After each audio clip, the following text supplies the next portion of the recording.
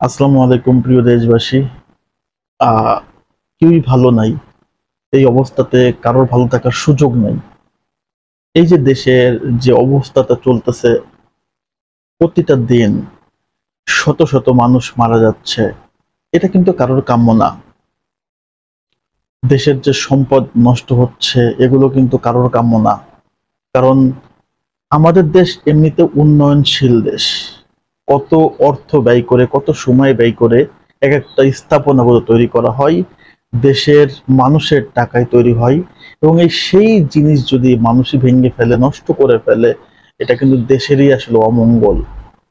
এই জিনিসগুলো কোনোভাবেই আসলে কাম্য না। আমরা বাংলাদেশের নাগরিক। আমরা চাই বাংলাদেশ সুন্দর সুজলা সুফলা একটা বাংলাদেশ থাক। এই দেশে আগুন, এই দেশে গুলিবর্ষণ, এটা কিন্তু কারোরই কাম্য না। কেউ মারা যাক এই রাজনীতির দাবানলে পড়ে, এটা কিন্তু আমরা আসলে কেউই চাই না। আমরা চাই সঠিক একটা এই প্রবলেমের সমাধান হোক। এই মহাবিশ্বের আসলে সৃষ্টিকর্তা, একমাত্র সৃষ্টিকারী, তিনিই জানেন যে আসলে এই পরিস্থিতি থেকে আসলে উত্তরণের উপায়টা আসলে কি, বা এই পরিস্থিতি কত দূর যেতে পারে, এই পরিস্থিতির আসল সমাধানটা কোথায়।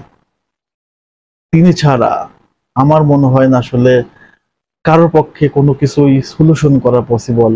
একমাত্র তিনিই আসলে সঠিক পরিকল্পনাকারী। তার পরিকল্পনা মাফিকই আসলে একটা সমাধান আসবে। সৃষ্টিকর্তা, সবই তো তোমার বান্দা। এই বাংলাদেশের মানুষ, সারা বিশ্বের মানুষ, সারা বিশ্বের জানমাল, সবই তো তোমার।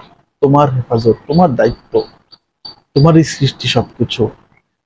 এই সৃষ্টিগুলোকে তুমি আসলে রক্ষা করো।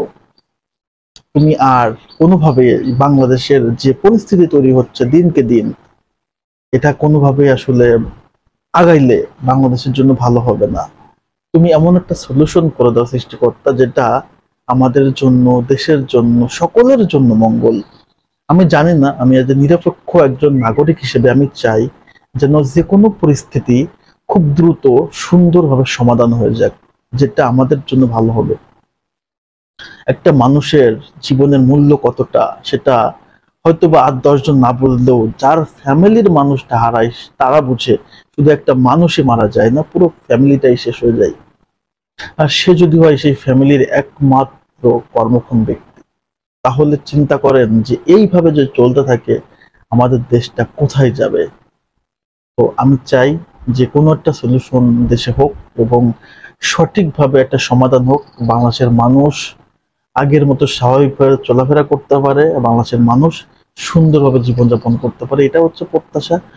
সকলের জন্য দোয়া করি, সবাই ভালো থাকেন, সুস্থ থাকেন, সৃষ্টিকর্তার রহমত দ্রুত বাংলাদেশের উপর পড়ুক। এটা হচ্ছে আসলে আমার আহ আবেদন সৃষ্টিকর্তার কাছে, এটা হচ্ছে আমার প্রার্থনা। সৃষ্টিকর্তা, তুমি বাংলাদেশের এই পরিস্থিতিকে সুনজর দিয়ে দেশের মানুষের, দেশের মানুষের মঙ্গলটা তুমি আসলে নির্ধারণ করে দাও।